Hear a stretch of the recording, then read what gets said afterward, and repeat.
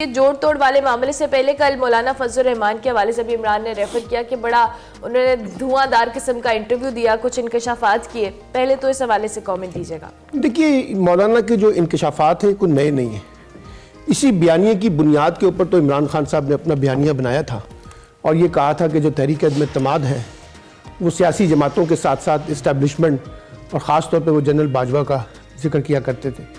मौलाना ने सिर्फ उसमें ऐड किया है कि जनरल फैज़ भी उस खेल का हिस्सा थे। अच्छा, ये आपको याद होगा एक दफ़ा मरियम नवाज़ ने कहा था कि तहरीक अदम-ए-इत्तेमाद उस वक्त कामयाब होती है जब इस्टेब्लिशमेंट पीछे होती है। तो ये कोई नई बात नहीं है, लेकिन मौलाना के मुंह से ये अल्फाज का निकलना जाहिर करता है कि एक तो वो इंतखाबात के नताइज पर खुश नहीं है, इस्टेब्लिशमेंट से खुश नज़र नहीं आ रहे, और जिस तरीके से पीपल्स पार्टी और PMLN ने उनको डील किया है उस पर भी वो खासे नाला है। उसका इजहार उन्होंने ये किया है। फिर हमने देखा मौलाना का पिछले 2-3 दिन के लहजे से वो PTI के बारे में भी कुछ नरम गोशा रखे हुए सॉफ्ट कॉर्नर, और उन्होंने कहा कि जी उनके साथ तो मेरा कोई जिस्मों से ज़हनों से इख्तिलाफ है, जिस्मों से नहीं, और वो भी इख्तिलाफ दूर हो जाएंगे, ये भी उन्होंने कहा। और फिर कल की मुलाकात भी एक आइस ब्रेक है। तो लगता ही है कि जैसे दो वजूहात हो सकती हैं। एक तो वो अपनी बड़ी अच्छी पॉलिटिकल बारगेन करने के कोई मास्टर है, शायद इस पूरे खेल के पीछे एक नई पॉलिटिकल बारगेन करनी हो और जोड़ तोड़ की सियासत में अपने लिए ज़्यादा हिस्सा निकालना हो, जिसमें KPK और बलूचिस्तान की गवर्नरशिप का मामला हो, या फिर वाकई वो उनको लगा कि जो पिछले 10-12 साल से जो मैं सियासत कर रहा हूँ उसमें KPK के अंदर मेरी रिवाइवल जो है ना वो खत्म हो गई है और मेरी वहाँ पे पॉलिटिकल स्पेस आहिस्ता आहिस्ता खत्म होती जा रही है। तो मुझे अब अपने नए रोल के साथ सामने आना है ताकि KPK में हम अपनी पोजीशन जो है ना उसको रिवाइव कर सकें। इसमें सलमान साहब कहीं का आपको ये एहसास होता है कि सियासतदान फॉर द टाइम बिंग इस्तेमाल हो जाता है और फिर उसके बाद उसको ख्याल आता है कि मैं कहाँ इस्तेमाल हो गया, और फिर वो एक जैसे 10-12 यानी कि मैं इस टाइमिंग की बात कर रहा हूँ, जिस टाइमिंग के ऊपर ये स्टेटमेंट आ रही है, जब मौलाना इलेक्शन हार गए, PDM बना ली, इलेक्शन हार गए, उसके बाद उनको इंकशाफ क्यों याद आ रहा है? उन्होंने इंकशाफ पहले क्यों नहीं किया? इस्टेब्लिशमेंट के साथ मुलाकातें और इस्टेब्लिशमेंट के साथ दोस्तियाँ और इस्टेब्लिशमेंट के साथ नाराजगियाँ, ये कोई बात का ख्याल नहीं है, सबको पता होता है कि हम क्या कर रहे हैं। और फिर ये लोग जो है एस्टैब्लिशमेंट के साथ मुलाकातों को बतौर हथियार भी इस्तेमाल करते हैं, अपने हक में भी और अपनी मुखालफत, किसी की मुखालफत में भी। तो ये एक वो उसी तरह का हथियार है। यानी कि मौलाना जो है, हम कहते हैं कि पाकिस्तानी सियासत में जरदारी साहब और मौलाना फजल रहमान बहुत ज़्यादा शातिर आदमी हैं और बहुत ज़्यादा समझ बूझ रखते हैं। तो ये इतने मासूम तो नहीं है कि इनको एस्टैब्लिशमेंट इस्तेमाल कर लेगी। इनका अपना पॉलिटिकल इंटरेस्ट ये था उस वक्त कि इमरान खान को निकाला जाए हर सूरत में। तो अगर एस्टैब्लिशमेंट के एजेंडे में और इनके एजेंडे में कोई एक आपस में मिलाप हो गया तो इन्होंने वो सहूलतकारी की। अब क्योंकि चीजें उलट हो रही हैं तो वो बाहर निकल आए। तो ये सियासतदानों, देखिए इसमें इमरान खान साहब भी शामिल है, इसमें नवाज शरीफ साहब की सियासत भी शामिल है, शहबाज शरीफ की सियासत भी शामिल है, जरदारी की भी शामिल है, और ये सब लोग एस्टैब्लिशमेंट की तरफ देखते हैं, एस्टैब्लिशमेंट से मदद मांगते हैं, एस्टैब्लिशमेंट की हमायत से इक़्तिदार में आना चाहते हैं और एस्टैब्लिशमेंट के लिए सहूलतकारी करने में पेश होते हैं। फिर एक वक्त आता है जब इनको जमहूरियत का ख्याल आ जाता है तो ये जमहूरियत का लबादा ओढ़कर सामने आ जाते हैं। तो हमारी जो पूरी मजमूई पॉलिटिक्स है उसके अंदर ये कॉन्ट्रडिक्शन है, एस्टैब्लिशमेंट वर्सेस सियासतदान। अच्छा सलमान साहब, ये जिस आपने खुद भी कहा कि पहले इस्तेमाल होते हैं और बाद में रियलाइजेशन होती है, लेकिन दूसरी जानिब यही सियासी जमातें, यही सियासी लीडरान एक दूसरे के खिलाफ खुल के बात करते हैं और एक दूसरे को पता नहीं किस किस एक्सट्रीम पे जाके बातें कर देते हैं। अभी रिसेंट हमने एग्जाम्पल बिलावल और मुस्लिम लीग नून की भी देखी है। मौलाना साहब ने भी बड़ा स्ट्रिक्ट स्टांस अपनाया हुआ था PTI को लेके, लेकिन अब जिस तरह आपने खुद भी कहा कि एक सॉफ्ट कॉर्नर डेवलप हुआ है, तो क्या ये सॉफ्ट कॉर्नर डेवलप होने से PTI और मौलाना साहब दोनों को कुछ इस बात का फायदा हो सकता है? देखिए, फायदा तो हो सकता है क्योंकि दोनों एक ही एजेंडे के तहत आ गए हैं। दोनों ने एक दूसरे के एक कहा है कि PMLN का मैंडेट हमें कबूल नहीं है, वो धांधली पर मबनी है, और खुद मौलाना ने इशारा किया कि जनाब बेनिफिशियरी जो है वो अल्टीमेटली नवाज शरीफ साहब है। इस हद तक तो मैं मानता हूँ। अगर मैं ये कहूँ ना कि कोई इक़्तिदार की जोड़ तोड़ इनके दरमियान होगी, वो अभी कोई चांसेस नहीं है, अभी उसमें बहुत टाइम लगेगा। लेकिन जो बात अभी आपने की है ना, सियासतदानों का भी मसला देखे ना, जब वो पब्लिक में होते हैं तो एक स्टांस होता है, जब वो ड्राइंग रूम के अंदर आते हैं तो एक स्टांस होता है, जब वो अपोजिशन में होते हैं तो एक स्टांस होता है, जब वो इक़्तिदार में आते हैं तो एक ही स्टांस होता है। अब यही बिलावल भुट्टो जो कहते थे कि किसी भी सूरत में PMLN के साथ नहीं बैठूंगा, और सारी पूरी कैंपेन का फोकस जो है वो एंटी नवाज शरीफ, लेकिन अब बैठना पड़ रहा है। अब वो नजरिया जरूरत आ गया, मुल्क की खातिर आ गया, मफाद आ गया, नजरिया मफाद आ गया। अच्छा, इसी तरह से फजल रहमान की जो पूरी की पूरी तोपें थी वो इमरान खान के खिलाफ होती थी, अब वो भी रास्ता निकाल रहे हैं। एक ज़माने में जरदारी साहब की और नवाज शरीफ साहब के मामले में, फिर बेनज़ीर की और नवाज शरीफ साहब के मामले में, तो ये लड़ाइयाँ हमने देखी हैं। और इन लड़ाइयों का पीछे मकसद भी जो ना अपने इक़्तिदार के खेल के लिए एक रास्ते निकालने होते हैं, तो आवाम को आप एक और तरीके से बेवकूफ़ बनाते हैं, और जब आप पावर पॉलिटिक्स में जाते हैं तो फिर वो आपस में आप बगलगीर हो जाते हैं और फिर इक़्तिदार की बंदर बांट के खेल का हिस्सा बन जाते हैं। यही वो पाकिस्तान की सियासत का डायलेमा है, जहां आपका एक चेहरा आवाम को दिखाने के लिए कोई और होता है और इक़्तिदार की सियासत के लिए फिर आपके पास दूसरा चेहरा हो। ठीक है, हमें इस वक्त बैरिस्टर सैफ भी ज्वाइन करें, कल इस अहम मुलाकात में थे, जरा उनसे अपडेट ले लेते हैं। बैरिस्टर साहब, thank you very much for joining. आप कैसे हैं? ठीक ठाक हैं? जी थैंक यू, मेहरबानी। Thank you for joining us. Important मुलाकात थी। वैसे तो कुछ डेवलपमेंट्स जो चीदा हमारे सामने आई हैं, लेकिन हम और आपके ओबियसली जो आपकी पार्टी के फॉलोअर्स हैं वो भी जानना चाहते हैं कि मजीद क्या डेवलपमेंट हो रही है, किस सतह पे डेवलपमेंट हो रही है ये जो मुलाकातें हैं बैरिस्टर साहब? जी, इन मुलाकातों का तो बुनियादी मकसद मुख्तलिफ सियासी पार्टियां जो इलेक्शन के हवाले से, इलेक्शन के नतीजे के हवाले से और धांधली का जो इशू है उसके हवाले से तहफ़्फ़ुज़ात रखती हैं, उनसे राब्ता करना है। उसमें अक्रॉस द बोर्ड मुख्तलिफ पार्टियों से मिलने का इरादा है, जो जिन्होंने ऐलान किया है कि वो इलेक्शन के नताइज से मुतमईन नहीं है और वो इस सिलसिले में एहतजाज करेंगे। तो एहतजाज तो यकीनन तमाम पार्टियां अपने अपने तौर पे करेंगी, अलग अलग करेंगी, लेकिन चूंकि पीटीआई ने भी मुल्क की एहतजाज का ऐलान किया है और कल 17 फरवरी से इंशाअल्लाह हम इसका आगाज करेंगे। तो उस सिलसिले में इमरान खान साहब की ख्वाहिश थी कि उनकी हिदायत थी कि आप मुख्तलिफ पार्टियों से रब्ता करें और उनको भी बताएं कि ये एहतजाज जो है ये इसको सीरियस लिया जाए, इसको उस वक्त तक कंटिन्यू किया जाए जब तक जिस पार्टी का जो हक छीना गया है उसको हक वापस ना मिले। मैं यही पूछना चाह रहा था कि क्या महज ये अलामती एहतजाज है बाकी जमातों की तरह, क्योंकि तहरीक इंसाफ का एहतजाज का बड़ा तजर्बा है, धरनों का भी तजर्बा है, तो ये क्या प्रोलॉन्ग भी कर सकता है और किसी बहुत सीरियस हद तक भी ये एहतजाज जा सकता है या महज अलामती है? देखें, अलामती तो हरगिज नहीं है। हम तो अपना जो एहतजाज है, एतराज है, जो हमें इस वक्त गिला है इस इलेक्शन में धांधली के हवाले से कि हमारी सीटें छीनी गई, हमारी सीटें हमारे मुखालफिन को दी गई और बहुत ब्लेटेंट तरीके से, बहुत क्या कहते हैं जिसको मुझे लफ्ज अगर इस्तेमाल करूं कि वल्गर तरीके से हमारा जो वोट, हमारे जो वोट थे वो किसी और के लिए काउंट किए गए हैं। तो ये एक संजीदा मसला है मुल्क के मुस्तकबिल का, जमहूरियत के मुस्तकबिल का इस पे बहुत हद तक दारोमदार है। तो पीटीआई तो इसको सीरियस ले रही है। इंशाअल्लाह हम ना सिर्फ अदालतों में बल्कि सड़कों पे भी एहतजाज की शक्ल में और पार्लियामेंट के प्लेटफॉर्म पे भी इस इशू को उठाते रहेंगे। और मैं समझता हूँ कि बाकी पार्टियां भी शायद संजीदगी से इसको ले रही हैं, क्योंकि ये ओवरऑल निज़ाम पर एक हमला है। इलेक्शन कमीशन ने इस तरह का नतीजा मुरतब किया और पार्टियों से उनका हक छीना गया। बैरिस्टर साहब, जिस तरह आपने खुद भी कहा कि आप एहतजाज करेंगे, पार्लियामेंट में भी इस इशू को उठाएंगे, लेकिन दूसरी जानिब मौलाना साहब से जो मुलाकात है, ऑब्वियसली ऑलरेडी हमें पता है कि सियासतदानों का या सियासत के अंदर इस तरह की बयानबाजी या दीगर मामला चलते रहते हैं, लेकिन अब एहतजाज से इन केस अगर कोई मामला बेहतरी की तरफ नहीं जाते तो तहरीक इंसाफ का अगला स्टांस क्या होगा? देखिए, हम तो एक जमहूरी पार्टी है, पाकिस्तान तहरीक इंसाफ जमहूरी तरीक़ाकार पर यकीन रखती है, यही हमारे पास ऑप्शंस हैं। और जैसे मैंने ये तीनों ऑप्शंस आपके सामने बयान किए कि एक एहतजाज है, एक अदालती और कानूनी जंग है और दूसरी पार्लियामेंट के फ्लोर पर इशू उठाना है, यही जमहूरी निज़ाम में हम कर सकते हैं और ये हम करेंगे। अब नतीजा तो निकलना चाहिए उसूली तौर पर, लेकिन अगर नहीं निकलता और हटदर्मी का मुजाहरा किया जाता है तो भी फिर हम पार्लियामेंट के फ्लोर पर इंशाअल्लाह इस जेली हुकूमत को, जो एक जेली मैंडेट के जरिए आई है, इनको हम टफ टाइम देंगे, इनको हम अपोज करेंगे। और अब तो आप पीडीएम के सरबराह से बात करने लगे हैं, आपकी पूरी कैंपेन इनके खिलाफ रही है, आपने मुसलसल, इमरान खान साहब ने मुसलसल तनकीद की और बहुत शदीद तनकीद की है, आसान लफ्ज़ों में की भी नहीं है।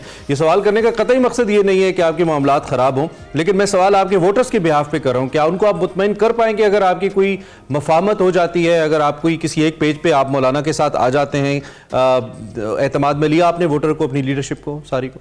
देखें, पाकिस्तान तहरीक इंसाफ का वोटर इमरान खान पर एतमाद करता है और उन्होंने इमरान खान को इतनी बड़ी तादाद में वोट ही इसलिए दिए कि वो उनको अपना लीडर मानते हैं और उनका हर फैसले का एहतराम करते हैं। अब रह गई बात मौलाना साहब से बतौर पीडीएम हेड की, जो आपने बात की, मैं समझता हूँ कि पीडीएम तो खत्म हो चुकी है इफेक्टिवली। अब तो मौलाना साहब ने जो है वो पीडीएम की जो पहली पार्टियां थी, मुस्लिम लीग और पाकिस्तान पीपल्स पार्टी वगैरह और दीगर जमातें, उनसे अपनी राहें अलग कर ली है। सब तो वो जमीयत उलमा इस्लाम के सरबराह है और चूंकि जमीयत उलमा इस्लाम को तहफ़्फ़ुज़ात है, उन्होंने बरमला ऐलान किया है कि हम एहतजाज करेंगे, तो हम उनसे मिले। लेकिन सिर्फ उनसे मिलना हमारा मकसद नहीं था। हम जमात इस्लामी से भी रब्ता कर रहे हैं, हम कौमी वतन पार्टी जो आफ्ताब शेरपाव साहब की है उनसे भी रब्ता कर रहे हैं, महमूद खान अचकजई साहब से भी करेंगे, और वो तमाम सियासी पार्टियां और सोशल ग्रुप्स जो हैं जो सोशल एक्टिविज्म में मसरूफ है उनसे हम राब्ते कर रहे हैं और चाहते हैं कि इस पर एक मुश्तरका लाए अमल अगर बन सकता है तो वो बने, ताकि निजाम में दूसरी के लिए इक़दाम किए जा सके। ठीक हो गया। अब तहरीक इंसाफ ने उमर अयूब साहब को प्राइम मिनिस्टर के तौर पे नामजद किया है, तो क्या मौलाना साहब से कल मुलाकात के अंदर उन्होंने इसमें हमायत का ऐलान किया है, आप लोगों के साथ को कमिट किया है कि वो हमायत करेंगे इस हवाले से?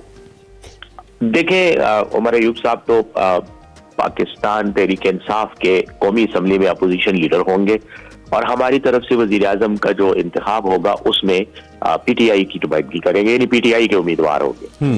जहां तक दीगर पार्टियों का ताल्लुक है, उनमें से अगर कोई अपोजिशन में बैठती है तो वो उनका अपना एक जाती फैसला होगा। अपोजिशन में तो देखें एक पार्टी नहीं होती ना, अपोजिशन में तो कई पार्टियां होती हैं। अब वो बाज इशूज पर एक दूसरे के साथ हमआहंगी या इत्तेफाक करती है, किसी इशू पर वोट साथ देती है, किसी पर अपनी मुखालफत करती है, अपोजिशन डिवाइडेड भी होती है। तो हम ये समझते हैं कि जमीयत उलमा इस्लाम अगर अपोजिशन में बैठने का फैसला करती है तो ये उनका अपना फैसला है, हम तो अपनी अपोजिशन करेंगे और जहां हम समझेंगे कि मुल्की मफाद में कानून साजी हो रही है वहां हम हुकूमत का साथ देंगे। ठीक है, एक आखिरी सवाल भाई साहब, एक आखिरी सवाल कि इस जो एहतजाज आप करेंगे इसमें फिर आप मुतालबा क्या करेंगे धांधली के हवाले से, क्योंकि बहुत सारी सीटों पे तो फैसले आ चुके हैं, नोटिफिकेशंस आ चुके हैं, तो मुतालबा क्या होगा जी इस एहतजाज में आपका कलीदी? जी देखें, मुतालबा हमारा यह है कि ये तमाम रिजल्ट्स असर नो इनको रीओपन किया जाए तमाम हलकों को। और इमरान खान साहब ने कल मुलाकात में डायरेक्टली मुझे कहा है कि आप ये मुतालबा रखें कि एक कमीशन बनाया जाए, अदालती कमीशन हो, हाई पावर्ड कमीशन हो, जो इन तमाम हलकों के रिकॉर्ड को चेक करके फैसला करे कि क्या धांधली हुई है यानी, क्योंकि देखें बाज धांधलियां बिल्कुल ऑन द फेस ऑफ वो जो सरफेस ऑफ जो वो होता है उस पर फ्लोट कर रही होती है। यहाँ पे तो फॉर्म 45 कुछ ना करे, सिर्फ फॉर्म 45 जो इलेक्शन कमीशन ही के जारी करता है और फॉर्म 47 जो उनके जारी करता है, ये दोनों सामने रख ले, आपको खुद ही अंदाजा हो जाएगा कि धांधली किस अंदाज में की गई है। तो हम ये समझते कि इसको इस मामले को रूटीन में हैंडल करने की बजाय, जिसमें कई महीने लग जाते हैं और बाज़ों का असेंबली का पूरी टर्म खत्म हो जाती है और रिजल्ट नहीं निकलता, हम समझते हैं हाई पावर्ड कमीशन होना चाहिए जो। ठीक है, बैरिस्टर सैफ हमारे साथ मौजूद थे, तहरीक इंसाफ के रहनुमा। उनका कहना ये था कि एहतजाज करेगी तहरीक इंसाफ और दीगर पार्टियों के साथ उन्होंने मामलात को देखा है। सलमान आबिद साहब, आपने बैरिस्टर सैफ साहब की गुफ्तगू सुनी, तहरीक इंसाफ ने ऐलान किया एहतजाज के हवाले से कल भी इस मुलाकात के बाद ऐलान किया है, क्या समझते हैं कि ये जो एहतजाज रिकॉर्ड कराया जाएगा इससे मामलात जो उनके मुतालबात हैं वो पूरे हो पाएंगे? देखिए, इस दफ़ा एहतजाज सिर्फ तहरीक इंसाफ के पास नहीं है। इस दफ़ा एहतजाज जो है वो महमूद खान अचकजई भी कर रहे हैं, अवामी नेशनल पार्टी भी कर रही है, सरदार अख्तर मैंगल भी कर रहे हैं और अपना पीटीआई भी कर रही है, जमात इस्लामी भी कर रही है, जेयूआई भी कर रही है, यानी बहुत सारी जमातें शामिल हो गई हैं। सिर्फ नून लीग नहीं कर रही है, सिर्फ नून लीग और पीपल्स पार्टी अपने आप को डिफेंसिव, या एमकेएम जो है वो साइड पे बैठी हुई है, और एमकेएम को तो वैसे भी नहीं करना चाहिए, जितनी शानदार सीटें उनको दी गई हैं उसके बाद तो उनको एहतजाज बनता भी नहीं। हाँ, तो इस लिहाज से अगर आप देखें तो ये एहतजाज अगर बढ़ गया तो फिर ये एक तहरीक की शक्ल इख्तियार कर सकता है, एक शक्ल में, सिर्फ ये तहरीक इंसाफ तक महदूद नहीं है, एक बात। और मौलाना फजल रहमान के पास तो स्ट्रीट पावर भी है, अगर वो इसको एहतजाज को बनाना चाहें तो एक बड़ा एहतजाज वो बना सकते हैं। तो इसलिए इसको सीरियस लेना चाहिए, ये सिर्फ इमरान खान तक महदूद नहीं है, एक बात तो ये है।